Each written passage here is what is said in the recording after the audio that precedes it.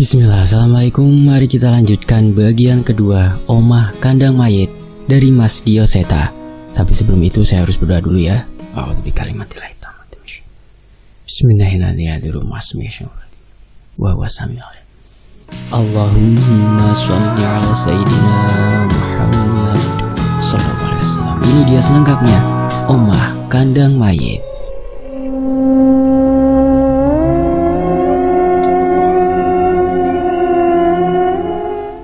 Langit yang memerah menyambut kedatangan kami di sebuah desa yang lebih pantas disebut dengan sekumpulan puing. Hampir semua rumah-rumah kayu di sini telah hancur, menyisakan kayu-kayu yang berlumut. Tapi ada satu rumah di sana, sebuah rumah besar dan mewah yang berdiri tegap di antara puing-puing bangunan lainnya. Ada beberapa bangunan di sampingnya yang juga menempel ke rumah ini. Itu istana, Nan. Gede banget. Tanya Cahyo. Mbuh, pokoknya hati-hati Jul. Aku sudah merasa gak enak semenjak tiba di desa ini, jawabku. Aku memperhatikan Cahyo. Sepertinya tanpa ku katakan pun, ia sudah merasa jauh tidak nyaman. Beberapa kali ia menutup hidungnya dengan sarung yang selalu ia bawa. Bau bangkai, Nan. Samar-samar. Aku gak yakin, tapi ini bukan bau bangkai hewan, ucap Cahyo. Aku semakin waspada mendengar ucapan Cahyo. Namun, aku masih belum mengerti. Kami pun memutuskan untuk mendekat ke rumah itu dengan mengendap-endap. Besar, sangat besar. Rumah yang kami lihat dari jauh cukup mencolok ternyata. Memiliki halaman yang luas dan bangunan yang besarnya tidak biasa. Ini bukan rumah biasa, Nan, ucap Cahyo. Lebih mirip sebuah puri seperti di keraton-keraton gitu ya. Iya, Nan, hati-hati. Kita intip dulu. Kami memastikan kondisi rumah itu sepi, tidak terdengar suara orang dari luar. Tapi dari satu sisi rumah, kami melihat sebuah mobil yang terparkir di dalam. Ada orang. Perasaanku ndak enak, ucap Cahyo. Memang harus ada orang. Kalau tidak akan sia-sia kita kesini, Jul. Kami pun menemukan celah untuk masuk melalui salah satu jendela menuju ke sebuah kamar. Ada bau dupa dan kemenyan yang menyengat di ruangan itu. Dengan mudah kami menemukan asal bau itu di bawah ranjang rapuh. Sebuah nampan yang berisi kembang sesaji, kemenyan, dan dupa yang baru saja habis. Dari celah pintu kamar, kami mengintip mencari tahu isi bangunan ini, sekaligus mengecek keadaan. Tidak ada tanda-tanda manusia di luar ruangan ini, dan kami pun memutuskan untuk keluar. Sialnya, setiap sudut ruangan ini terasa aneh. Ada berbagai benda-benda pajangan dari tulang hewan maupun benda antik yang terkesan tidak wajar. Cahyo berjalan ke salah satu kamar mengikuti penciumannya. Ketika membuka pintu kamar, seketika wajahnya berubah drastis. Bajingan, gumam Cahyo. Aku pun menyusulnya dan seketika melihat apa yang membuat Cahyo mengumpat seperti itu. Sebuah kamar persis dengan kamar tempat kami masuk tadi, bau kemenyan dan sesajen yang sama. Namun ada sosok yang terbaring di kasur. Itu mayat? Tanyaku heran. Gak mungkin kondisi begitu masih hidup kanan, balas Cahyo. Kami mendekat. Ada sesosok jasad perempuan yang hampir membusuk. Seharusnya baunya sudah menyengat. Namun jasad ini sepertinya dirawat dengan wangian rempah-rempah dan kemenyan yang dibakar di bawah ranjang khusus itu. Banyak dugaan yang kami pikirkan, tapi kami tidak banyak berbicara dan terus menyusuri kamar lainnya. Dan benar, yang kami takutkan terjadi. Banyak jasad perempuan dengan kondisi serupa di beberapa kamar lainnya. Menurutmu, ini apa, Jul? Tumbal? Tanyaku. Cahyo menggeleng. Nggak tahu, Nan. Baru kali ini aku melihat ada tumbal diperlakukan seperti ini. Di tengah rasa bingung kami, tiba-tiba terdengar suara pintu yang terbuka dari salah satu kamar. Terdengar langkah kaki dari beberapa orang yang keluar dari sana. Wes tenang wae, kabeh wis atur. Sing juragan minta ora suwe meneh, ucap orang itu. Aku memperhatikan sosok yang berbicara itu dan wajahnya tidak asing.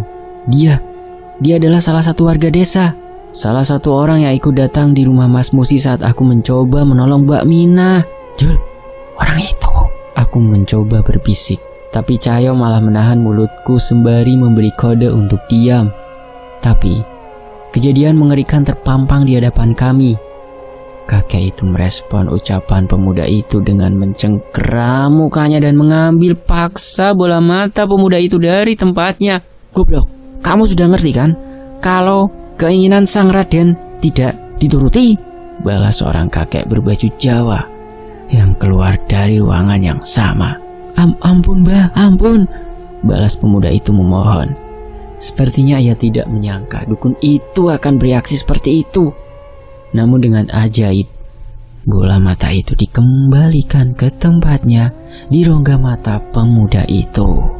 Pemuda itu pun memastikan ia bisa melihat kembali seperti biasa, walau masih ada sisa darah di pipinya. "Matur nuwun, Mbah. Saya tidak berniat untuk mengecewakan Raden," balas pemuda itu sembari terburu-buru meninggalkan rumah. Kakek itu menutup kembali pintu itu tepat setelah pemuda itu pergi. Ia berjalan perlahan menuju ke ruangan tempat ia muncul. Kami berusaha menyembunyikan keberadaan kami. Namun seolah merasakan sesuatu, tiba-tiba kakek itu berhenti dan menoleh ke arah kamar tempat kami bersembunyi. Deru nafas kami semakin cepat seirama dengan detakan jantung kami. Apa yang harus kami lakukan bila kakek itu menghampiri kami? Bertarung? Tidak. Kakek itu bukan kakek-kakek biasa. Ada sosok besar tak kasat mata yang melindunginya. Mencabut bola mata dan mengembalikannya seolah tidak terjadi apa-apa. Itu jelas bukan ilmu biasa. Suara langkah kakek itu semakin mendekat. Cahyo menahan mulutku dengan lebih erat. Namun tepat sebelum kakek itu sampai ke pintu kamar ini, tiba-tiba terdengar suara dari salah satu kamar yang terletak di ujung. Brak, prang. Suara benda terlempar, seolah ada seseorang yang memberontak di sana. Terdengar langkah kaki dukun itu pun menjauh. Kami mengintip dan memastikannya. Suara pintu didobrak dengan kasar.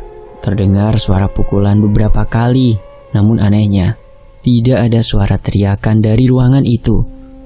"Semakin lama kamu bertahan, semakin lama kamu menderita," ucap kakek itu yang kembali meninggalkan ruangan itu dan berjalan ke tempat dari mana ia datang. Setelah memastikan kakek itu pergi, kami pun berjalan dengan berhati-hati menuju ruangan kamar yang disambangi kakek tadi. Kami membuka perlahan pintu itu dan mengintip, dan memang ada seseorang di sana. Seorang kakek terbaring lemah, terikat di bawah dengan berbagai luka di sekujur tubuhnya, dan satu lagi yang membuatku meringis. Mulut kakek itu dijahit dengan tali hitam dengan sembarangan. Sisa darah masih tersisa di bibirnya. Kakek. Aku mencoba membangunkannya, namun sepertinya tenaganya masih terlalu lemah. Aku mencoba mencari beberapa benda tajam dan menemukan beberapa pecahan kaca. Dengan sigap, aku membuka ikatan di tangan dan kaki kakek itu. "Nan, kamu serius mau menolong kakek ini? Kalau ternyata dia juga orang jahat gimana?" tanya Cahyo ragu. "Kakek ini manusia, Cahyo. Walaupun dia orang jahat, belum tentu juga dia pantas diperlakukan seperti ini," balasku sembari terus melepas ikatan kakek itu. Aku melihat kakek itu sempat menatap, memperhatikan kami beberapa kali. Cahyo dengan mudah menerima pendapatku. Ia mencari ke beberapa ruangan dan berhasil menemukan sebuah gunting yang sudah berkarat. "Harusnya ini bisa membantu, Nan," ucap Cahyo sembari menyerahkan gunting itu. "Ngapunten yo kek, saya akan coba sehati-hati mungkin," ucapku sembari perlahan menggunting jahitan di bibirnya. "Sudah kek, ini saya bawa minum," ucapku sembari membantunya meminum air yang kubawa. Beliau meringis kesakitan dengan luka di bibirnya, namun sepertinya rasa haus kakek itu lebih menyiksa dibanding lukanya. "Kek, sebenarnya apa yang terjadi di tempat ini?" tanya Cahyo penasaran. Kakek itu menatap kami berdua, namun tidak berkata sepatah kata pun. "Ngapunten kek, nama saya Danan, dan teman saya ini Cahyo. Kami ingin membantu warga desa kami yang sepertinya berhubungan dengan seseorang di tempat ini," jelasku sembari sesopan mungkin memperkenalkan diri. Sayangnya kakek itu tetap tidak mau bicara. Kami mencoba mengerti. Mungkin rasa sakit di mulutnya membuatnya menahan untuk bicara. "Ayo Nan, kita bawa kakek ini ke tempat yang aman dulu," perintah Cahyo. Aku mengangguk dan bersiap membantu kakek itu sendiri berdiri. Anehnya kakek itu malah menggenggam tangan kami, seolah menolak untuk diselamatkan. "Restuku kuberikan untuk kalian yang berniat baik.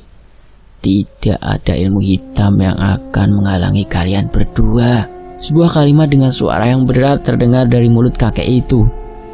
Seperti sebuah restu dari seorang sesepuh. Namun entah mengapa, aku merasakan kekuatan aneh dari kata-kata itu. "Kek," Cahyo menyadari keanehan dari kakek itu. Aku pun segera menyadari setelahnya. Tepat setelah mengucapkan kalimat itu, kakek tertunduk menjatuhkan kepalanya sembari terduduk. Napasnya hilang," ucapku panik. Aku dan Cahyo menyentuh tubuhnya yang mendingin. Beberapa kali aku membacakan mantra penyembuh yang pernah aku pelajari dari bapak, namun sepertinya tidak berhasil. "Tenang Nan, tenang," ucap Cahyo yang berusaha menenangkanku, walau aku tahu dia juga panik. Kami mencoba beberapa cara untuk mengembalikan nafasnya, baik secara medis maupun dengan mantra yang kami tahu. Sayangnya itu tidak berhasil. Dan kami pun berniat membawa tubuhnya pergi dan membawanya ke rumah sakit. Tapi tiba-tiba kami berdua merasakan sesuatu dari dalam tubuh kakek itu. Entah apa itu, tapi itu seolah pertanda bahwa kakek itu belum mati. "Gimana Nan?" tanya Cahyo memastikan keputusanku. Aku menggeleng tidak mampu membuat keputusan. Namun aku mengingat tentang kondisi Mbak Mina dan seseorang mengerikan yang menjadi dalang kejadian ini. Aku merasa dia bukan kakek biasa. Semoga saja kita bisa menyelamatkan dia setelah mencari tahu dalang atas semua ini, ucapku. Cahyo pun mengerti. Kami berpamitan kepada kakek itu sembari meletakkan air minumku di sebelahnya bila saja kakek itu tersadar. Dengan berhati-hati kami mengintip isi ruangan yang dimasuki dukun tadi. Tapi tidak ada seorang pun di ruangan itu. Setelah memastikan ruangan itu kosong, kami pun memutuskan untuk masuk dan dengan segera kami langsung mengetahui kemana dukun itu pergi. Pintu ke ruangan bawah tanah?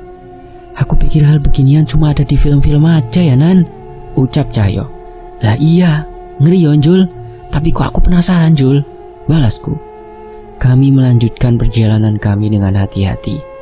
Tepat saat menuruni tangga, kami terkagum dengan apa yang berada di bawah. Sepertinya bangunan di bawah tanah ini sudah ada sebelum rumah ini dibangun. Ada beberapa ruangan menyerupai gua, namun sudah direnovasi dengan dinding. Ada jalan yang menuju ke ruangan-ruangan lain pula. Sepertinya tempat di bawah tanah ini bahkan lebih besar dari luas rumahnya sendiri, tidak seperti di atas.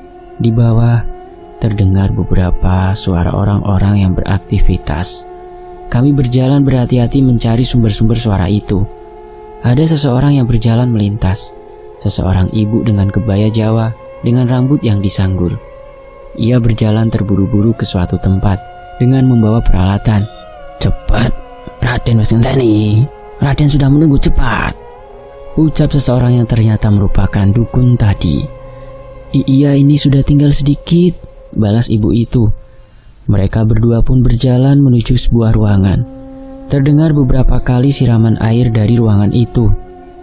Sang dukun menunggu dengan cemas di depannya.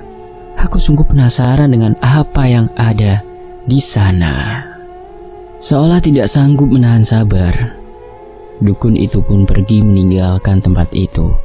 Entah kemana. Kesempatan itu kami gunakan untuk mencari tahu ada apa di ruangan itu. Terlihat ibu itu sedang merias seseorang perempuan. Sepertinya suara air tadi adalah suara ibu itu memandikan perempuan itu. Wanita itu terlihat cantik, tapi ada yang aneh. Tangan Cahyo terlihat mengepal seolah menahan emosi.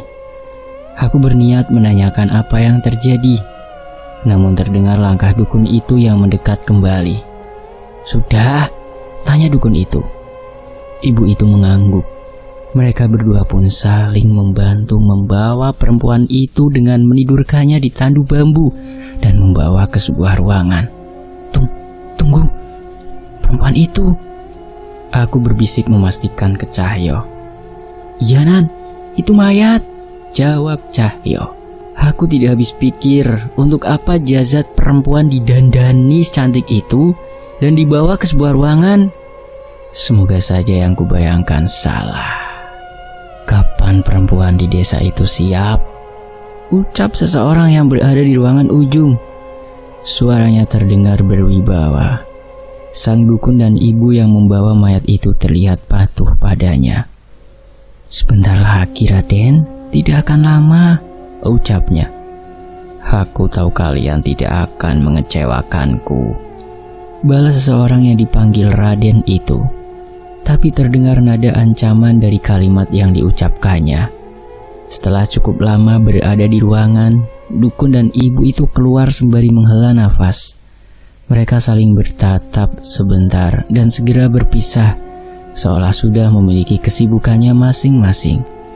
Dengan berhati-hati, kami mendekat ke ruangan itu. Pintunya tertutup rapat. Tidak ada sedikit pun celah untuk kami mengintip. Tak putus asa, kami pun memanjat bebatuan yang membentuk ruangan itu dan mencoba menggapai lubang udara untuk memperhatikan apa yang ada di dalam ruangan. Aku dan Cahyo tertegun menyaksikan apa yang terjadi di dalam ruangan itu. Sekuat tenaga aku menahan mual dengan pemandangan di sana. Gila, orang itu sudah gila. Saat melihat ke dalam sosok jasad yang sudah didandani dengan cantik tadi sudah berantakan tanpa busana. Dan sosok yang dipanggil Raden tadi dengan buasnya menyetubuhi jasad itu. Nafasku berderu cepat. Aku tidak mampu lagi melihat pemandangan menjijikan itu. Sayangnya, tepat saat kami menoleh, tiba-tiba terlihat sesosok pocong yang tergantung terbalik di langit-langit, memergoki keberadaan kami. Bria! Seketika kami terjatuh. Suara Raden dari dalam ruangan pun terhenti. Ia menyadari keberadaan kami. Bah! Teriak Raden dari dalam ruangan. Terdengar seseorang bergegas berlari. Namun kami segera bersembunyi di salah satu ruangan terdekat. Kalian tahu kan apa yang harus diperbuat pada mereka? Perintah Raden dari dalam ruangan. Iya Raden, balas dukun itu. Ia pun mengambil keris dari ikatan belakang pinggangnya. Ada beberapa mantra yang ia baca di hadapan kerisnya. Pocong yang tadi memergoki kami seolah bergetar. Sayangnya tak hanya satu. Perlahan satu persatu muncul makhluk serupa dari berbagai sudut di ruangan ini. Lari sebelum kita terkepung, teriak Cahyo menarik tanganku. Kami berlari ke arah tangga tempat kami masuk. Namun ibu yang memandikan mayat tadi sudah berada di sana dengan membawa sebilah pisau. Kami pun berlari mencari arah lain. Ada tangga di sana, ucapku yang melihat sebuah jalan yang menuju ke sebuah lubang ke atas. Kami berlari ke sana sembari membaca doa hingga akhirnya kami tiba di luar. Sayangnya, semua tidak seperti yang kami harapkan. Kami muncul di sebuah pemakaman. Lubang tadi berada di salah satu makam yang dihiasi dengan sebuah nisan.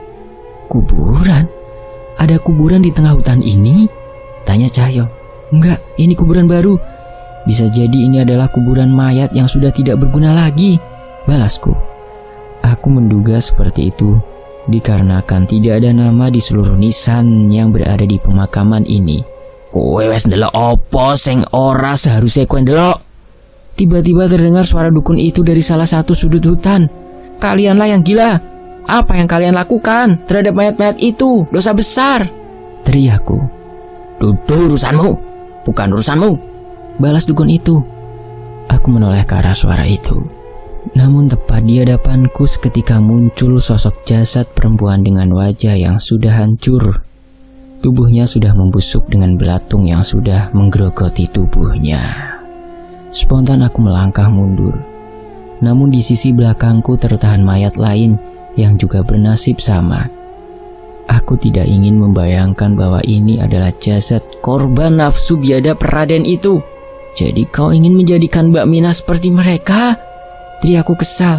Dukun itu hanya tersenyum tipis seolah meremehkan kami. Saat itu juga aku membacakan sebuah doa dan ayat-ayat suci. Aku yakin hal ini bisa melepaskan ikatan jasad itu dengan dukun itu. Benar saja. Jasad itu kembali terkulai di tanah. Cahyo pun berlari mendekat ke arah dukun itu. Seolah bersiap, dukun itu membacakan mantra dan melemparkan benda kecawan kuningan yang ia bawa dengan kemenyan terbakar di dalamnya. Saat itu tiba-tiba ada sesuatu yang menarik kaki Cahyo hingga terseret menjauh. Aku menangkap tangan Cahyo dan dengan membacakan beberapa ajian, Cahyo berhasil melepaskan dirinya dari makhluk yang menariknya. "Kalian berguru rupanya," ucap dukun itu. Dukun itu tertawa. Apa dia yakin ilmunya lebih hebat daripada kami? Apa dukun yang menjadi gurumu mengajarkan kalian menghadapi mereka? Ledek dukun itu. Seketika seluruh hutan di sekitar kami dipenuhi sosok mayat perempuan yang berdiri di atas makamnya masing-masing. Mereka menatap kami dengan wajah yang telah membusuk, seolah menaruh dendam kepada kami. "Nan, kapan terakhir kali kamu berurusan sama beginian?" tanya Cahyo yang terlihat gentar. "Waktu masih kecil, Jul, pas masih ada bapak." "Kamu?" "Sama, lah terus ini kita gimana, Nan?" Aku tidak pernah membayangkan hal ini akan terjadi. Belum pernah aku bertarung melawan ilmu hitam sekuat ini tanpa keberadaan bapak atau Pak Lek. Kita lari saja gimana?" ajakku. Cahyo terlihat mempertimbangkan usulanku, tapi sepertinya itu pun tidak akan mudah. Sekuat tenaga kami berlari meninggalkan pekuburan itu. Namun entah bagaimana tiba-tiba mayat itu selalu menghadang di hadapan kami. Suara dukun itu terdengar menggema di hutan, seolah meledek kami. Mungkin memang aku yang bodoh. Apa yang bisa dilakukan oleh dua bocah SMA seperti kami melawan kekuatan hitam kelompok mereka? Harusnya saat melihat mayat di kamar tadi, kami langsung melarikan diri meminta bantuan. Nafas kami sudah mulai habis mencoba melarikan diri. Langkah kami semakin lambat dan sosok mayat-mayat itu kembali mengerubungi kami. Mayat wanita itu jatah Raden, tapi mayat kalian sudah pasti menjadi jatahku, ucap dukun itu. Keringat dingin mengucur di tengkukku. Jantungku berdetak kencang membayangkan apa yang terjadi pada kami saat melawan mereka. Namun di tengah keputusasaan kami, tiba-tiba dari jauh terlihat sesosok kakek yang wajahnya tidak asing. "Lawan mereka, kalian sudah mendapatkan restuku," ucap kakek itu. Aku menepuk pundak Cahyo dan menunjuk ke arah kakek itu. Itu kakek aneh tadi?" tanya Cahyo. Aku mengangguk. Tapi kek, ilmu kami masih jauh dari dukun itu," balasku. Cahyo menengok heran ke arahku. "Kakek itu ngomong?" tanya Cahyo. "Iya, masa kamu udah denger, Jul? Suaranya sekeras itu," ucapku, namun Cahyo hanya menggeleng. "Aku berbicara dengan perantara pusaka di tubuhmu. Mulutku tidak boleh terbuka. Ada sebuah berkah ataupun kutukan yang ada padaku," ucap kakek itu. "Maksud kakek apa?" tanyaku lagi. "Hah, kalian berkomunikasi?" tanya Cahyo. Aku pun mengangguk sembari menahan pertanyaan Cahyo. Ada sesuatu yang ingin disampaikan kakek itu sebelum akhirnya ia menghilang. Setelahnya, aku tersenyum. Entah harus percaya dengan ucapan kakek itu atau tidak. Namun sepertinya kami tidak punya pilihan lain. "Itu geni sabdo dadi. Pernah dengar kata-kata itu?" tanyaku pada Cahyo. "Pernah. Terus hubungannya apa, Nan?" "Gini, aku tahu mengapa mulut kakek itu dijahit oleh dukun itu. Kakek itu memiliki kutukan mengerikan, di mana setiap kata yang ia ucapkan pasti menjadi kenyataan." "Jelasku. Maksudmu, Nan?" "Tadi bukannya kakek itu sudah memberi restu dan mengatakan tidak ada kekuatan hitam yang bisa menghalangi niat baik kita berdua?" balasku. Cahyo mengerti dan mulai tersenyum. "Terus kamu percaya, Nan?" balas Cahyo yang mulai memasang kuda-kudanya. "Enggak tahu, Jul. Toh kita tidak punya pilihan. Anggap saja restu kakek itu sebagai penyemangat kita." Sebenarnya bukan hanya ucapan kakek itu saja yang membuatku semangat, tapi perubahan wajah dukun itu yang membuatku semakin percaya diri. Ia terlihat tegang saat mengetahui keberadaan kakek itu dan mendengar apa yang disampaikan pada kami. Sementara itu, langit yang semakin gelap membuat hutan ini semakin menunjukkan kengeriannya. Ditambah lagi, sosok mayat-mayat perempuan yang tiba-tiba muncul dalam kendali dukun itu kini mengincar kami dari segala sisi hutan. Roh pemilik mayat-mayat ini pasti sudah mati. Dukun itu pasti mengisinya dengan makhluk-makhluk pengikutnya. Jelasku pada Cahyo. Bener, bisa jadi isinya makhluk sejenis pocong yang dibawa tadi, Nan. Seandainya kami menyingkirkan rasa jijik dan kengerian dari sosok mayat-mayat ini, seharusnya kami tidak perlu takut dengan mereka. Minggir dulu, Nan. Mayat-mayat itu biar urusanku, ucap Cahyo sembari memintaku menyingkir. Aku menoleh dan bersiap memberikan jalan untuknya. Namun seketika aku terkaget dengan wujud Cahyo saat ini. Lah, kita kan gak lagi main ninja-ninjaan, Jul, ucapku sembari tertawa melihat wujud Cahyo yang tengah mengenakan sarungnya hingga ke wajahnya. Ojo ngono, Nan, jangan gitu, ini penting loh.